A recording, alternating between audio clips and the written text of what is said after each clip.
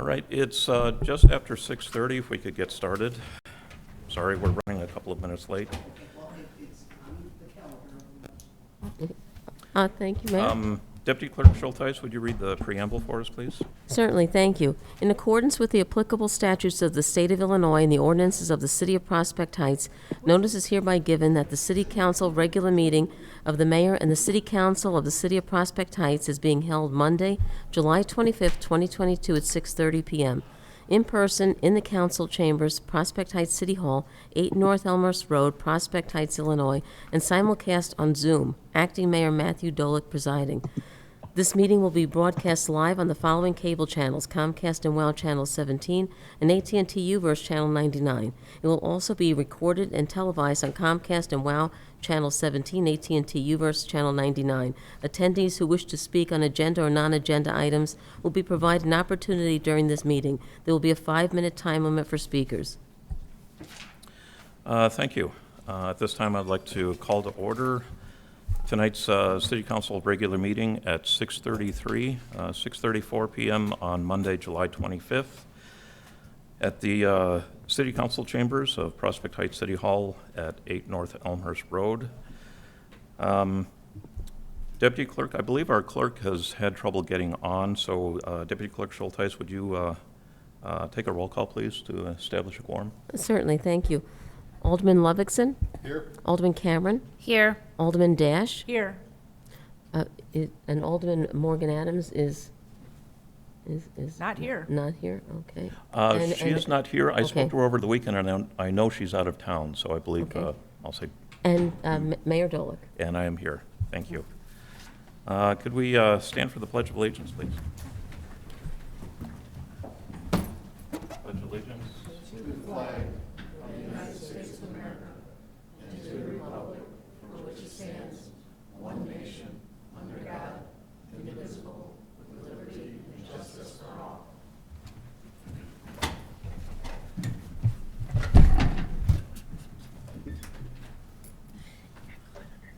Thank you.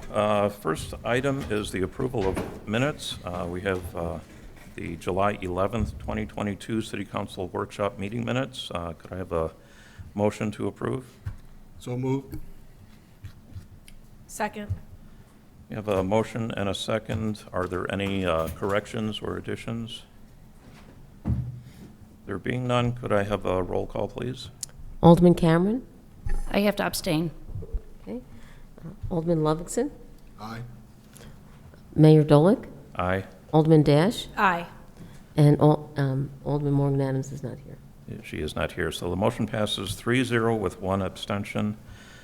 Item 4, presentations. We have with us this evening Director William Kearns from the Chicago Executive Airport for their monthly update.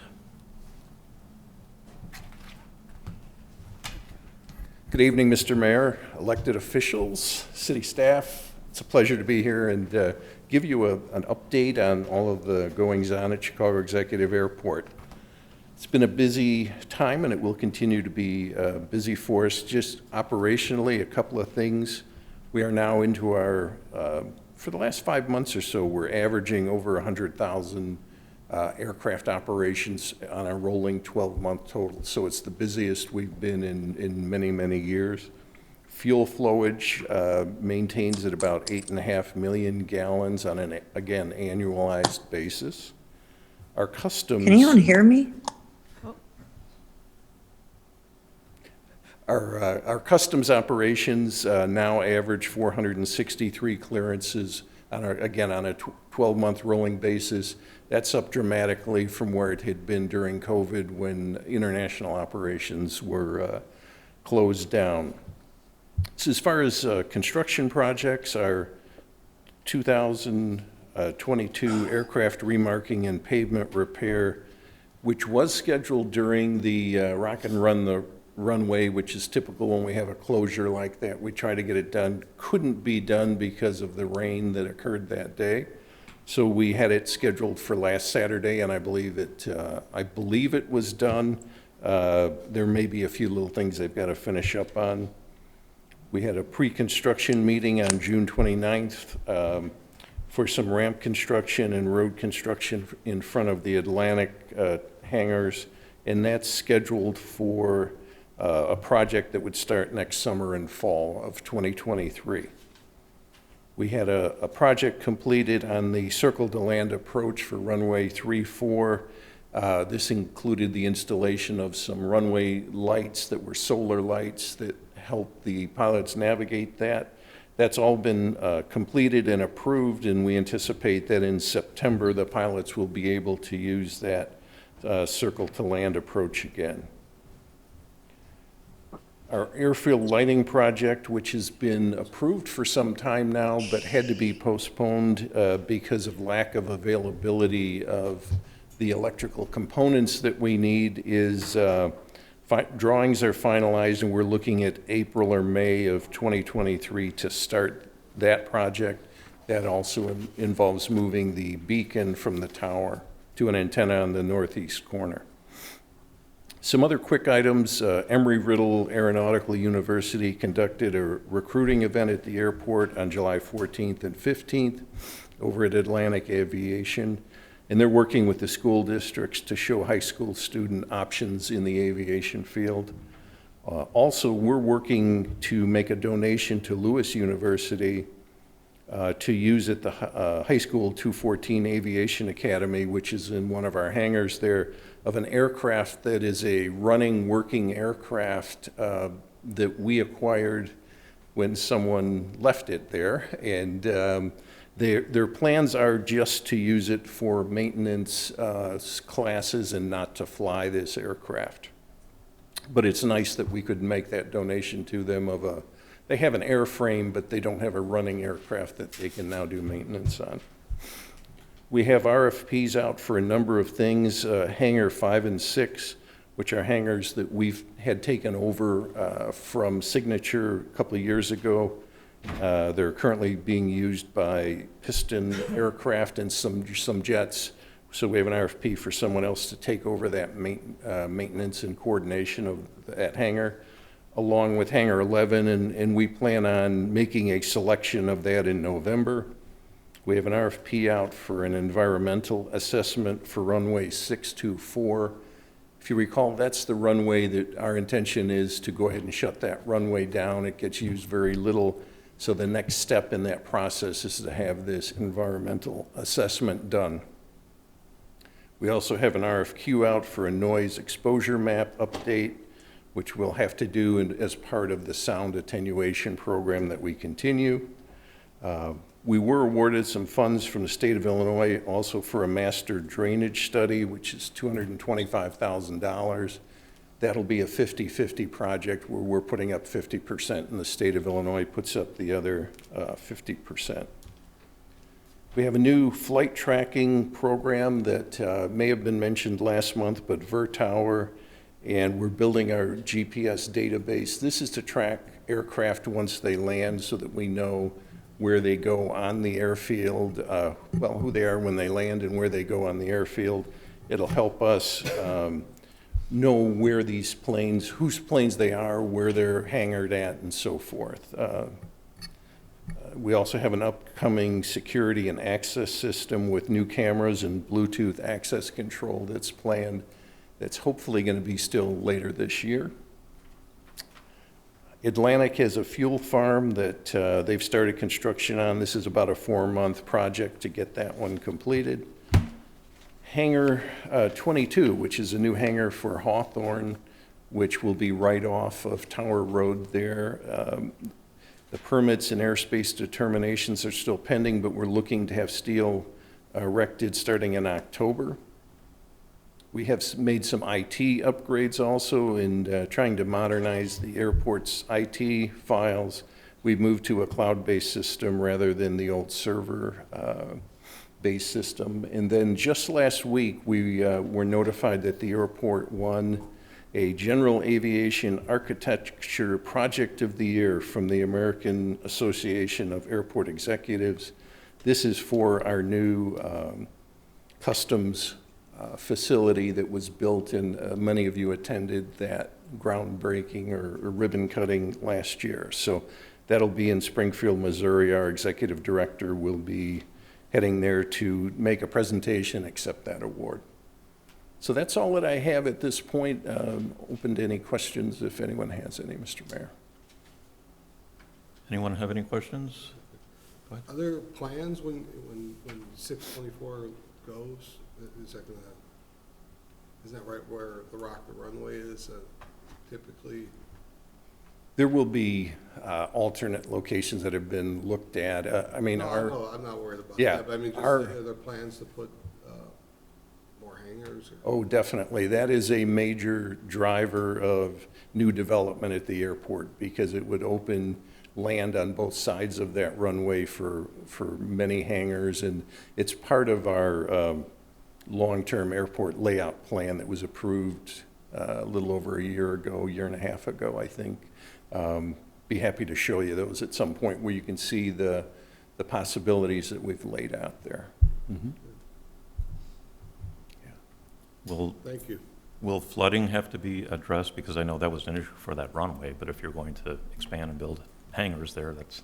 Absolutely, and that's part of that master drainage study that we have to do. MWRD allows a certain amount of compensatory storage and, you know, between our runways and so forth, but that drainage study will tell us what we can build and where and what we'll need to do.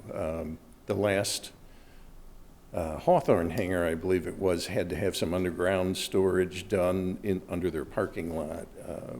So what we're really hoping is to get a better groundwork of what we have today and what we'll need to do for this future development. All right. Any other questions? Thank you very much, Bill. We You're appreciate welcome. Thank you. Good to see you all in person. Thanks, Bill. Thank you. Mr. Mayor, I think that we have our city clerk is, and I failed to mention that our treasurer is also here. Yes, thank you.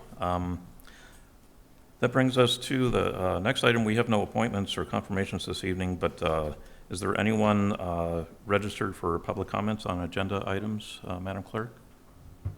No, we don't. Thank you. Good evening, everyone. Thank you. Good evening. Thank you for being here.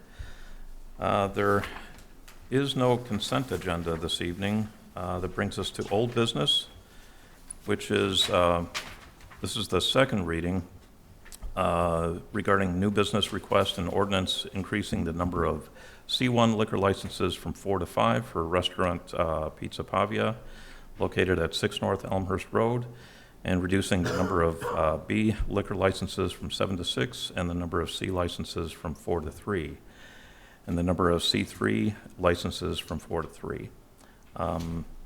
Mr. Rafidia, I believe, is online with us this evening. If people have any questions, I know there were some questions and concerns raised at the last meeting. If anyone wants to bring up any issues on this before we make a request for the motion. No, I just, Mr. Mayor, Go ahead, please. I know last time I made mention of the 3 o'clock license. It's not Mr. Rafidia's fault. He just did what was available to him, and so I will not be holding up the vote, but I would like to just ask that we address our liquor licenses in the future, maybe at the next Workshop. meeting, put that on the agenda. All right. Any other comments regarding this from anyone? As I said, we have the owner with us online. If not, could I have a motion to approve? I'll make that motion. Do we have a second? And then we can discuss it then? I just need a second. Okay, second. Cameron. Okay, we have a motion and a second. Are there any further discussion points here or any other questions? So pretty much he's wanting to extend the liquor license or He is Explain requesting a C1 liquor license, which is Monday through Thursday from 8 a.m. to 2 a.m., Friday and Saturday from 8 a.m. to 3 p.m., Sunday noon to 2 a.m. So that is his request. they're open, they're gonna be open that late? Mr. Rafidia is here if you'd like to make a comment on that, Yeah. sir. To So- clarify on our hour, I'm sorry, go ahead. So are you gonna be open till 3 AM? No, we plan on beginning by opening till 10 PM. If the crowd dies out around 8 or 9, we'll probably close around 9 PM. But it just depends on how business goes. We just always go for the license in the beginning just to prevent having to deal with anything down the road if anything changes. But our plan is to just be a local pizza place, so we'll likely be closed by 10 PM. Okay, is there a reason why you wanna stay open till 3 AM if you're gonna be closing at 10? We just do all the licensing in the beginning. If, for example, let's say we see that a crowd likes to come in late and we have a late night crowd, then we would extend our hours a little bit. But other than that, I don't foresee it in the near future that we would need to. I spoke about this last time with our other businesses. We do this with all of our other businesses. And currently our other business, One Taco Dos Tequilas in Palatine, we close at 9 PM.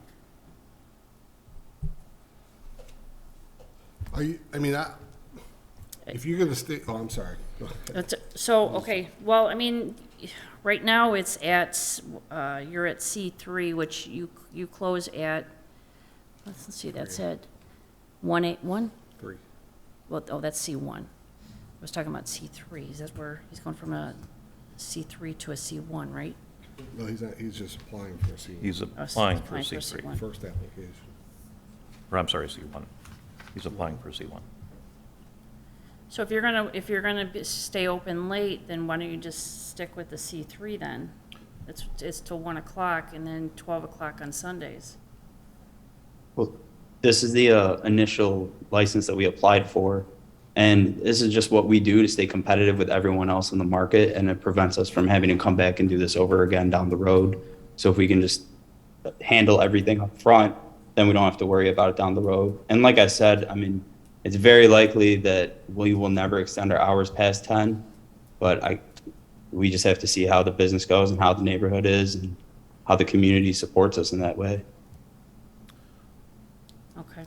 And then if we approve this today, then that means that that's it. And what if he turns around and sells the place? Is that something that's gonna stick with the That business? goes with the business, is that correct? Not with No. physical location, but with the business. So if he goes out of business or sells his business, that new occupant has to apply for their own license. Oh, okay.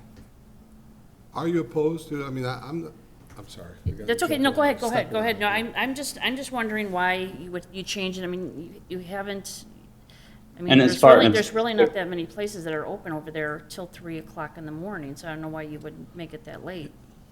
We're not looking to be the late night, bar hangout spot. We're only going to be serving beer and wine. That's it, and pizzas. So it does turn out to be a late night spot. Let's say the community says, hey, we're looking for somewhere to hang out and we have a crowd that comes in. We still wouldn't be serving a hard liquor or turn to a club or anything of that matter. It would just be your local pizza, wine, and some craft beers. Go ahead, Pat. I think this may help. This is Director Peterson. The C3 by definition of the liquor code is specifically for the video gaming cafes. That's the significant difference between the two, and that's written into that part of the liquor code. So as this is a sit-down restaurant, not a cafe, if you look at the licenses that are issued, they're the Stellas, the Pennies, the Elsie's, not the other restaurants that do beer and wine. Yeah, because I would see it, C1 would be like a bar or, places that are open late. If they're not, they're gonna be like almost like a family restaurant, sell beer and wine. I just don't know why you would be open to, Under the C1, it is specifically restricted to beer and wine only. It isn't the full hard liquor bar. That's the C license.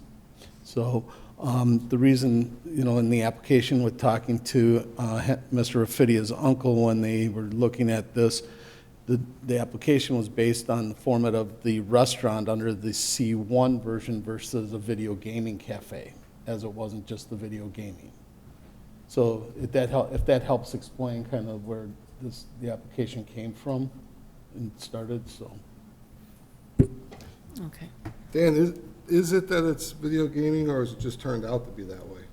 I believe I think that's I was here the, when we did that, that we made It was that created 1 a.m. special. yeah, it was a created special. It was created for- special for video gaming. The C2, the C3.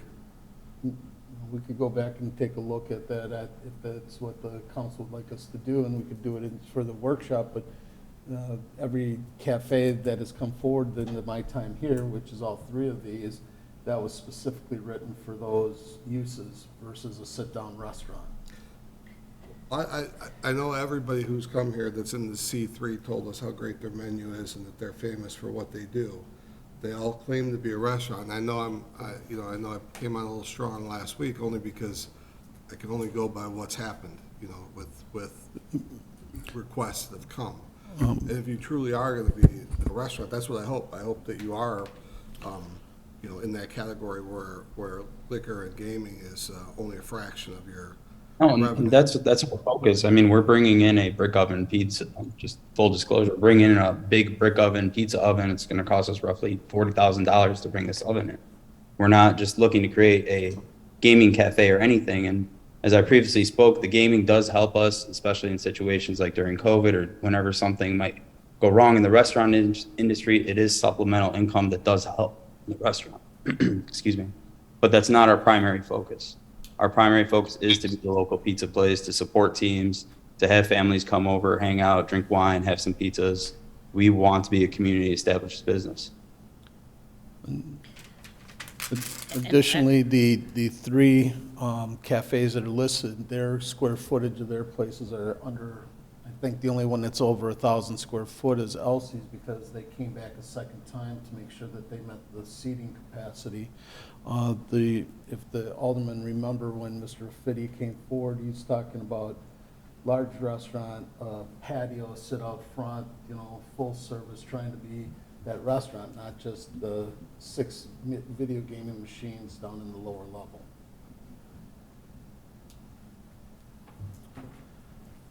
All right. Mr. Rafidio, would you be open to, as an example, a C3 license, which would allow you to be open 8 a.m. to midnight, Monday through Thursday, but until 1 a.m. Friday and Saturday as an option? Are you open to that? I'm not suggesting that. I'm just trying to... Does that still allow us to bring in the gaming to help with a supplemental? I believe it does. Is that correct, Dan?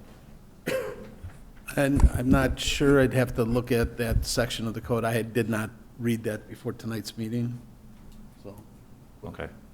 I don't see. Well, he wouldn't be open until after that anyway. We're going to meet next month, and my hope is to do something with this, because, we get the same rate, not to bring this topic up now, but we get the same rate for a C1 as we do for a C3.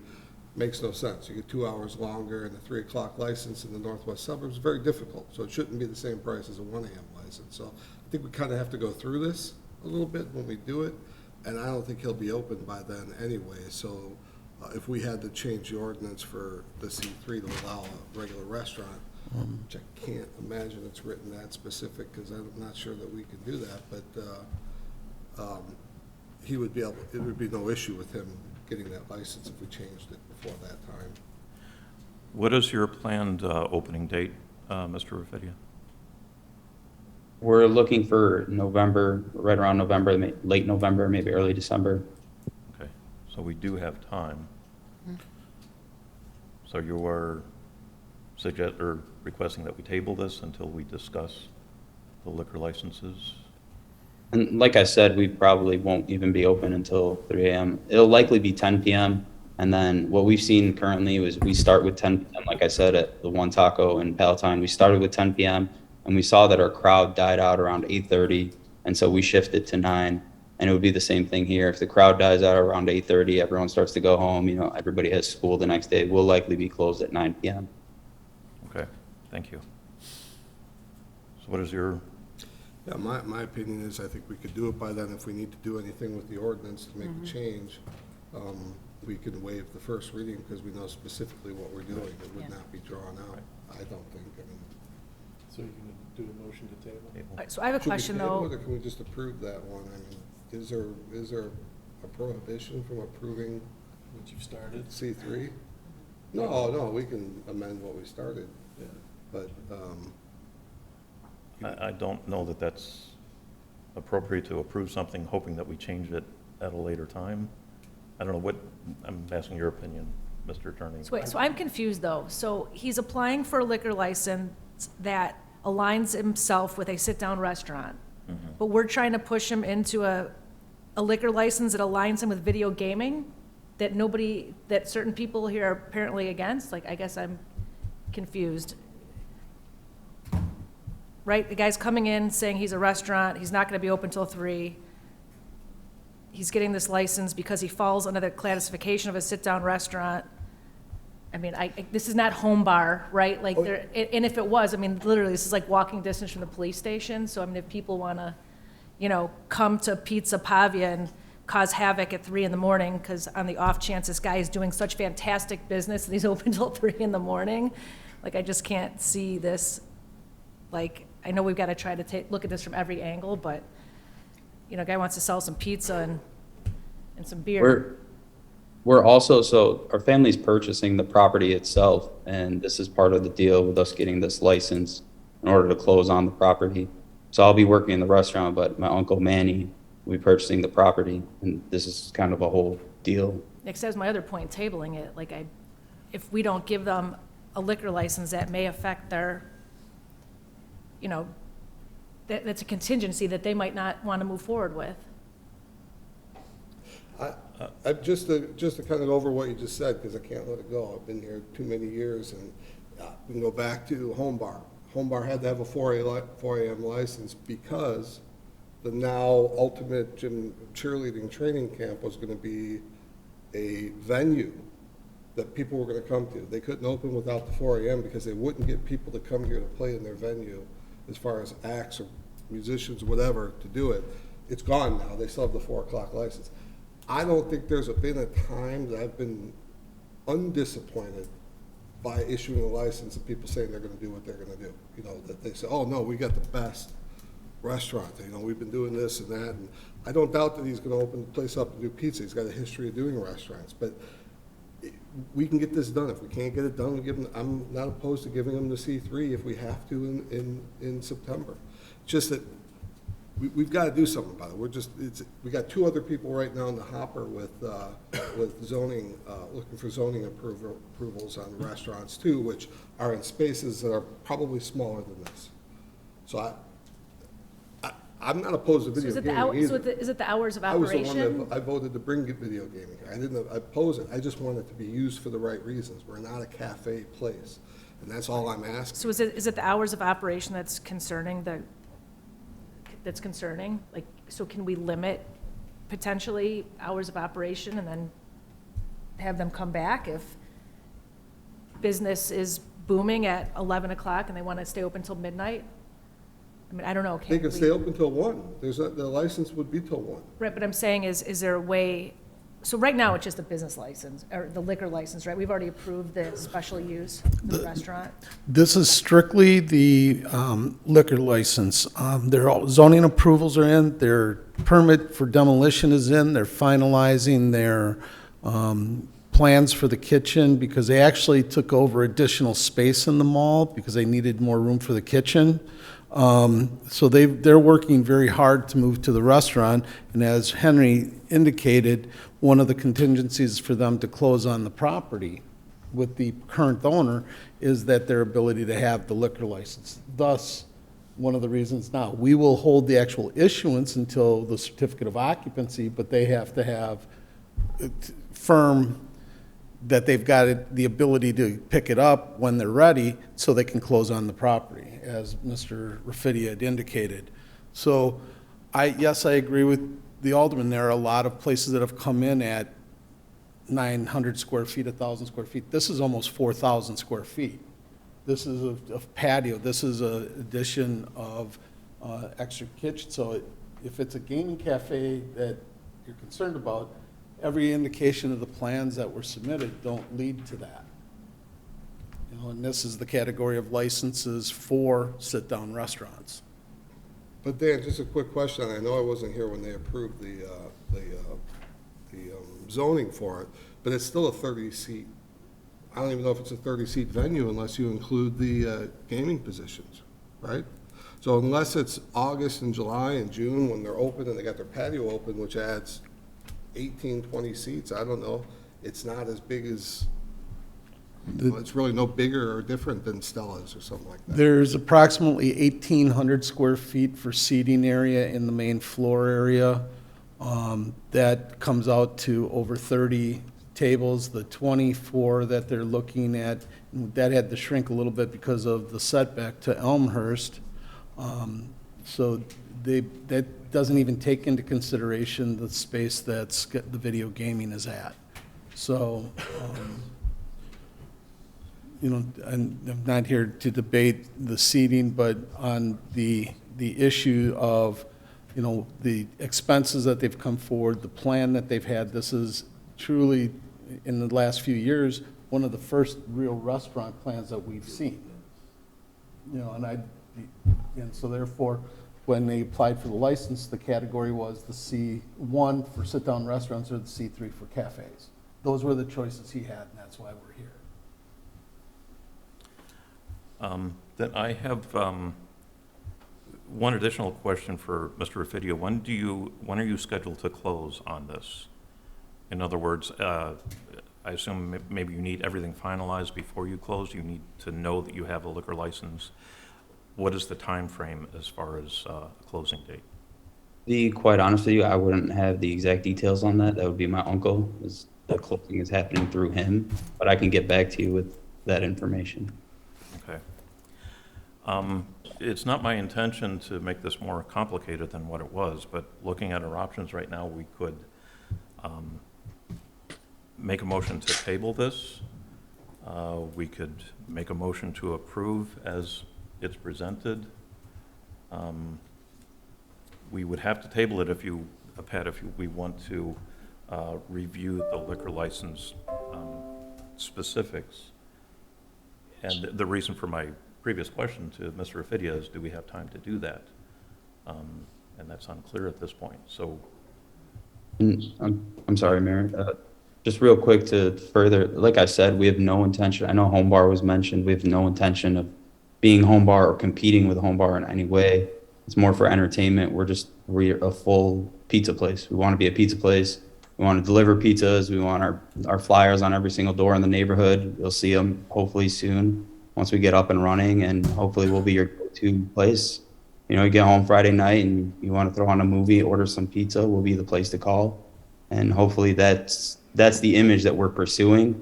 And I know the gaming being involved may make that seem like it's something different, but it's not. It's just a supplemental form of income to help us remain profitable in an industry where margins continue to shrink more and more. All right, thank you. Then, is there a motion to table?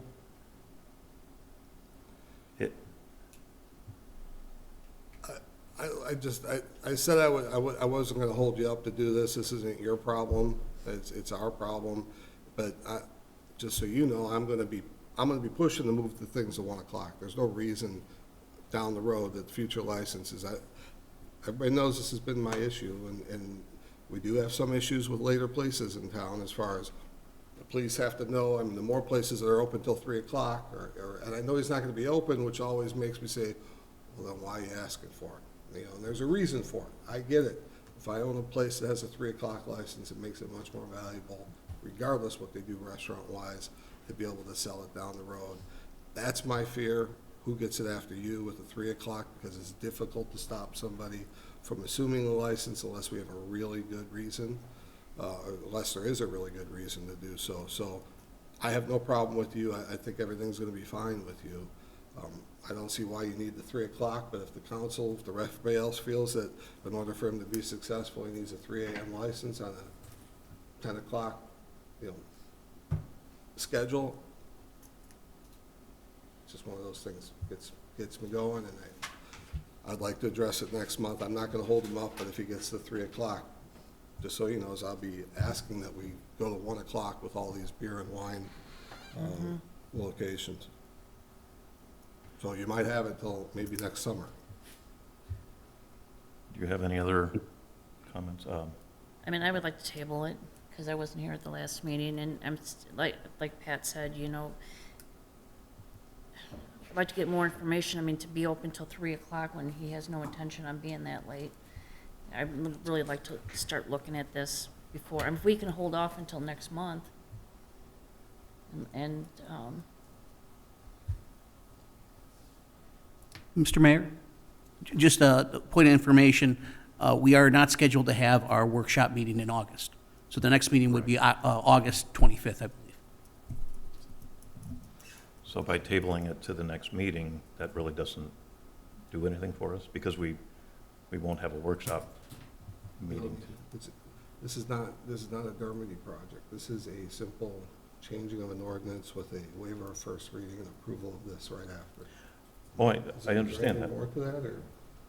So I understand that. we could do it I'm in just, August. and that's fine, as long as it doesn't delay the owner's closing on As this. soon as the delay is closing, we could have a special meeting to come in here and approve them. It's not my Okay. intent to hold them up 1 minute. Then, Alderman Cameron, are you making a motion to table? make a motion to table it. Is there a second? August. Are you, are you okay with that? Would you be all right? I mean, it's not gonna hold you My- up, it sounds like. You'll be fine. My only concern is that it may delay construction, and right now is just, construction is just going up and down as far as pricing and everything. So I mean, none of us can see into the future. Just if currently construction was just at an all-time high and it's finally starting to come back down, it might go back up again. I don't know what it looks like as far as labor and everything. So I don't want to speak on the future, but it's whatever you guys feel might be best. You have my word that I won't be that late night place that may cause issues for you, like the other places you mentioned. We're just trying to close this deal and move forward, that's all.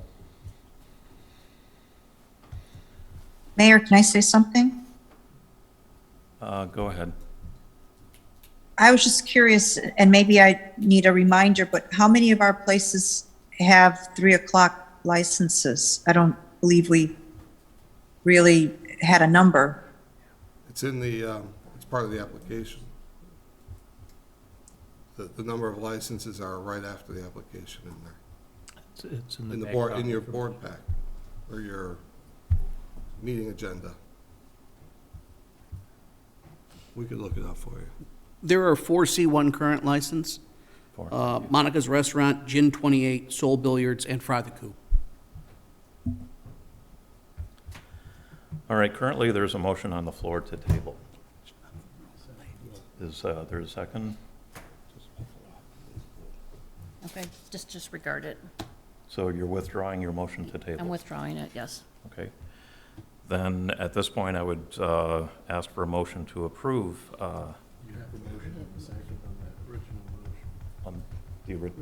on this original motion. Yes. Then I would request a motion to approve item 8A. You have a motion and a second. What you need is a roll call vote. I didn't think we had a, We didn't, we have Alderman Dash and Alderman Cameron. my apologies. Yeah. Then can we have a roll call, please? Yes. Alderman Ludvigson, Aye? Alderman Dash, Aye. Alderman Cameron, Aye. Alderman Dolick. Aye. Motion passes 4-0. Thank you, Mr. Rafidia, for being here this evening. It has Thank you, been- everyone. I look forward to seeing everyone at the restaurant, hopefully. I will be there myself at some point. Thank you, sir. Thank you. Item 9, new business. Joe, I'm going to let you give the background on these. Sure. Would please? Thank you. Good evening, everybody. This is a resolution approving an amendment to an existing intergovernmental agreement between the state, Department of Natural Resources, Department of Transportation, the City of Prospect Heights, and the Village of Mount Prospect for the Upper Des Plaines River Flood Damage Reduction Project Element Levy 37A. This action addresses flood management improvements related to an IDOT storm sewer. It is something that we've actually been working with all these agencies as well as the Corps of Engineers for a few years, so staff strongly recommends approval of this agreement, or amendment to an agreement. All right, could I have a motion to approve? So moved. Second. We We have a motion and a second. Is there any other discussion or questions regarding this? There being none, could I have a roll call, please? Alderman Dolick, Aye. Alderman Cameron, Aye. Alderman Dash, Aye. Alderman Ludvixson. Aye. Motion passes 4-0. Item 9B, Joe? Thank you. This is a resolution regarding additional sanitary sewer televising and cleaning by American Underground. When the city took over the Old Town Sanitary District, we tried to work on a methodical means of evaluating the system and recognizing areas for improvement, be it relining or the more expensive reconstruction. We divided the town in two, and essentially we did it on a 2-year program. American Underground obtained the work on a competitive process. What we found, though, is there's a few areas in the city that we did not televise either in the first year or the second year, and that we exceeded our contract for the amount. So we're coming back to the council for this. Basically, it's cleanup work to clean and televise the sewers, which also will enable us to identify where there are problem areas. It's recognized there's about 17,000 feet of sewer area that needs televising and cleaning. The per unit price is $287 a foot, and it's roughly about a total cost of $48,790. The engineers are requesting that the work be allowed on a basis of not to exceed an amount of $50,000. And Mr. Roscoe, if I am understood, this will complete it now. We did it the first 2 phases. This was the remaining part, and this we will have a completed sewer system televised. Yes, sir. As we work with Gewalt Hamilton on the results from Phase 1 and Phase 2 televising, we found pockets, little pieces that were manholes that weren't able to be accessed, ones that were missed, ones that were mislabeled. We went through our contract and I picked out spots to make sure that we weren't double paying for these locations. And this was the cleanup efforts. It's professional services that we obviously can't do as Public Works for the televising part of it. So this gets us to having all of our system televised, and everything else that Joe said hits it right on the head. That's part of moving forward with the sanitary system. So thank you, sir. All right, could I have a motion to approve item 9B? So move. Second. We have a motion and a second. Are there any other questions or comments? There being none, could I have a roll call, please? Alderman Cameron, Aye. Alderman Dash, Aye. Alderman Ludvixson, Aye. Alderman Dolick. Aye. Motion passes 4-0. Item 10, staff elected officials and commission reports. We do have the June financial report presented by Finance Director Sherry Griffin. Thank you, Mr. Mayor. The financial report for June, 2 months ended June 30th, was included in the agenda packet. We are right on target, really, with our total revenues at 15.8%. So we are moving along quite well. There's nothing really significant to note except for the property taxes, just to kind of bring a reminder to council. The tax bills in Cook County, I understand, are due to not be mailed until December of '23. They're late, and so that means our receipts for that period of time, instead of coming in August, September timeframe, will be more like January, February of next year. That's going to cause a shortfall in our debt service funds to make those December payments. We owe about $1.1 million due for the SSA 6 and the road construction debt. So our plan is to come to council in the next couple meetings and bring a resolution for inter-fund borrowing from the general fund into those debt service funds, just to cover that shortfall. The road construction bond fund will be short about 500,000 to pay, and the other fund about 100,000. So once those receipts come in January, February, those property tax receipts, then the inter-fund transfer could be repaid. Our other option, and we've been contacted by our bond advisor, Spear, there's a program for lending to us if we need the cash funds instead. I don't have the details on that specifically or what that would cost us, as opposed to an inter-fund loan that we handle internally. So we'll have both options available. We can pick, but at this point, it looks like those property tax receipts will not be available to make those December payments. All right, thank you. Does anyone have any questions? Yeah, so you'd be talking about tax anticipation warrants? Is that Tax warrants, right, from Spear. Is that the same as a bond, or is it a simpler process? From what I understand, it's simpler, Yeah. but I don't have any specific details yet from Spear. And they would do them that short term? Yes, 6 actually, months? they've reached out to all their municipalities to offer this up. Spear's not the only one that's going out to their clients. Banks are doing it. Wintrust, I think, could offer us money as well. So there's several options for the borrowing, but we do also have sufficient cash to do it internally if we want to do that. So we have some options. It's also understood that the county's looking at some kind of a bridge program as well. We're fortunate because we're not so reliant on this, and this is only a small portion. It's although it's an important part, it's for our debt service. Correct. But this is an example a few years ago when we had a pretty lengthy discussion about where our emergency reserve for funding should be. And certainly it's much easier. I think we'll be coming back with a recommendation that we basically loan ourselves the money rather than going through tax anticipation notes or another program or something. Right. I don't know what the cost is to go out to Yeah. those lending programs or anything, so I need to gather some details on our options, but we do have those available.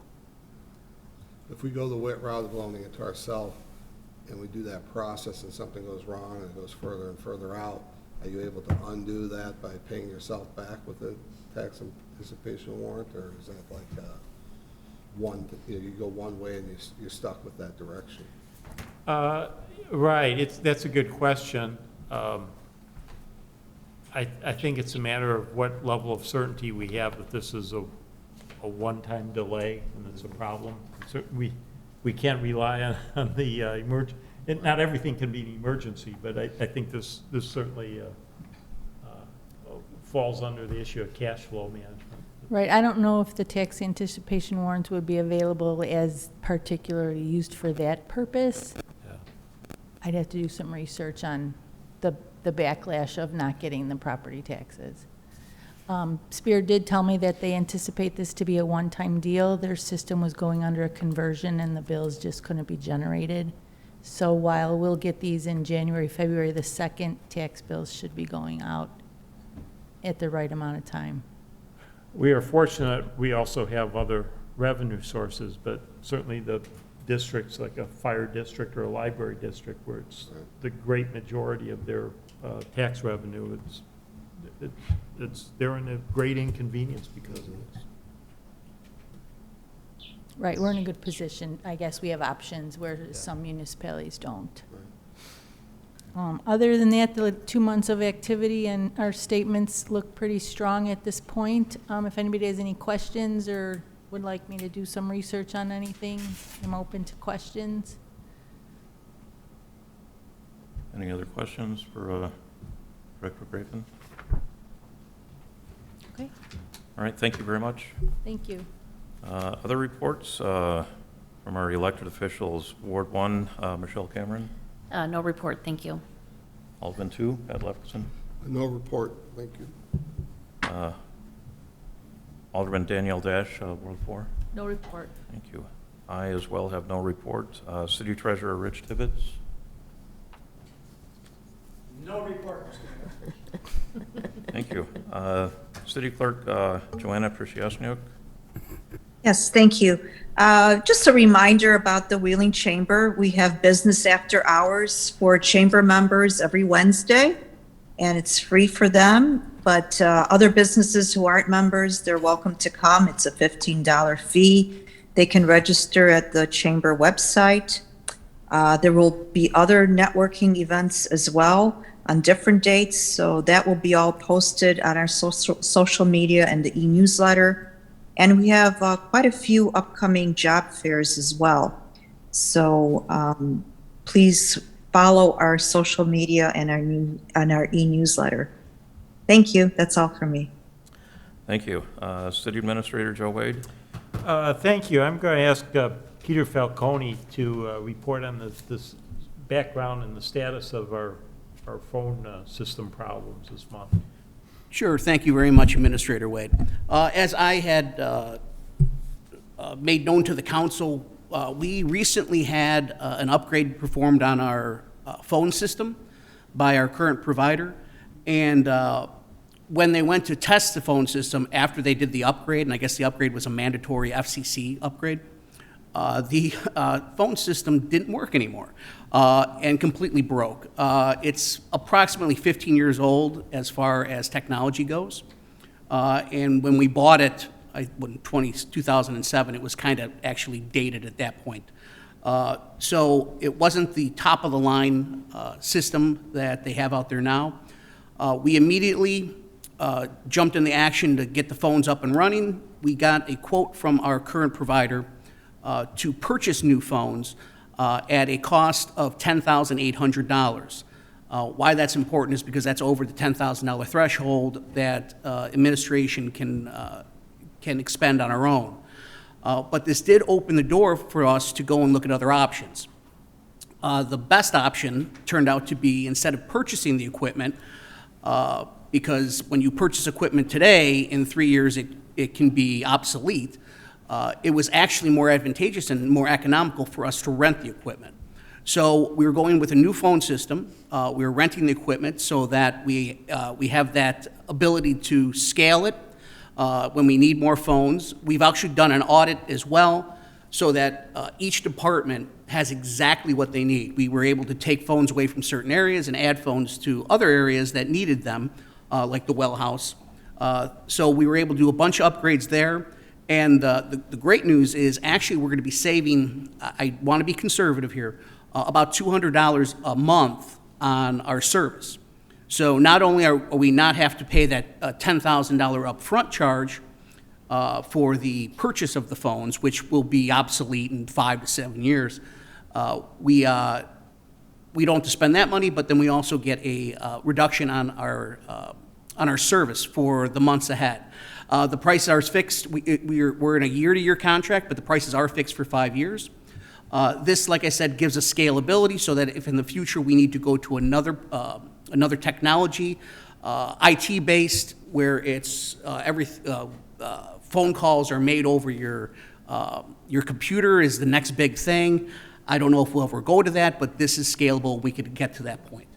The next item I have, if anyone has any questions, I'll be more than happy to answer, but the next thing I just want to brief the council on is the newsletter went out, the summer newsletter. You all should have received it in the mailbox.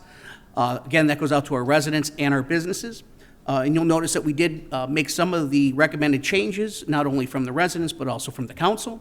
Those changes will continue to move forward, and the fall edition should be coming out end of September. If you have any questions, I'd be more than happy to answer them. Any questions? All right. Thank you, sir. Director of Building Development, Mr. Peterson. Thank you, Mayor Dolick and Council. To follow up on Peter's news about equipment, 4 years ago, the council authorized us to lease a large-scale printer scanner for our records project. And happy to announce that as of last week, our intern has done over 6 or almost 7 full years of permits scanning to clean up our room, and that project will continue. Also the news, which was a good decision by the council to lease versus purchase, is our lease expired and our machine is obsolete, and we are getting a newer model with better features to enhance features to continue to do the scanning more efficiently for only $20 a month more. So we will be moving forward. That equipment should be coming here in the next week. We've also had some usage by the fire district and when they've had to get some plans scanned and things. So it was a good call by the council 4 years ago, which I thank them for, and we're making progress on the record scanning. Other than that, the big construction news on a new restaurant is last week. One of the icons of the city came to the ground. The old Nico's Euros sign is no longer there. And then the driving canopy was taken down for the remodeling of the new Bar Salato. So, yeah, lots of some old memories, but it's good to see some good progress, new progress. Other than that, I have no other report. Thank you. All right, thank you, sir. Public Works Director Mark Roscoe. Thank you, Mr. Mayor. Update on the Arlington Countryside project. As everyone's driven around town and gone down Camp McDonald Road, they see the construction that's been taking place. It's making very good strides forward. The property that we used at District 23 is now being restored. The pavement, the parking lot was repaved today. The landscaping itself is being restored. It's a big change from the way it looked last week when it was full construction. Now we're getting to the almost to the final product of restoral. The pipe is installed from the creek all the way up to Rand Road. Beginning of last week, they got the steel casing that goes underneath Rand Road in place. So that's around 2,600 feet of pipe that's been installed to date. And now they're making the turn to go down towards Forest Avenue, about 1,700 feet of that project. End of last week, they started excavation on Forest Avenue for where the lift station's going to go. So things are doing really well. There's many different pieces of the puzzle, but in the big picture, it's on track. And we've had a lot of good quality checks by our engineers and by myself out there looking at the work that's being done. So we're very favorable to this working its way through. The Natural Resources Committee, I'm not their spokesman, but they've been working on shoreline stabilization around Hillcrest Lake, and I did talk with Dana and Agnes via email a couple times this last week. They're planning on some work out there Tuesday, Wednesday, Thursday, depending on the weather. The project that they did last year over on Hill Court, a small little stabilization project, made a big difference. They're doing little bites at the lake, and it's a great project. So if you see work going on over there, that's what's happening. That's all I have, Mr. Mayor. Thank you very much. All right, thank you, Mark. Police Chief Bill Caponegro. Thank you, Mr. Mayor. Just want to publicly thank Cook County Commissioner Scott Britton. He has arranged for, at no cost to the department, a transportation and admission to the Brookfield Zoo for this Thursday as we continue our summer outreach. We expect 60 or 70 kids this Thursday, and he has arranged, again, as I said, free admission and free transportation. We have 2 more outings scheduled for any residents who are interested. The River Trails Library on Milwaukee Avenue behind McDonald's has all the information. We're getting closer again to our recruits graduating from the academy, which will greatly help us in patrol. About 2 more weeks, our lateral that we acquired from Chicago Police, she'll be ready to go on her own in a couple weeks, so we're excited about that. Other than that, I have nothing else. Thank you. Thank you, sir. Deputy Clerk Schultheis. Thank you, Mayor. I have no report. Attorney John Driscoll. No report. And Digital Communications Technician Patrick Colvin. No report, Mayor. Thank you. Thank you very much. Next item 11 is the discussion topics for the September workshop meeting. We already have on here the conclusion of the discussion of City of Prospect Heights quarterly newsletter.